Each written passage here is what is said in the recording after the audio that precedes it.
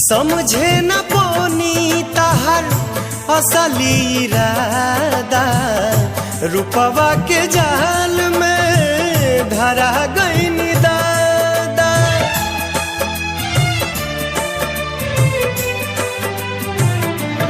ओ समझे न पोनी तहर असली इरादा, रूपवा के जाल में धरा गईनी दादा।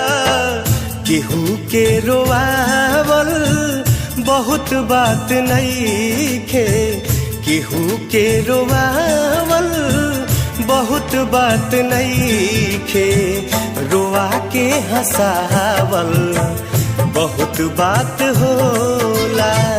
सनहिया लगावल बहुत बात नहीं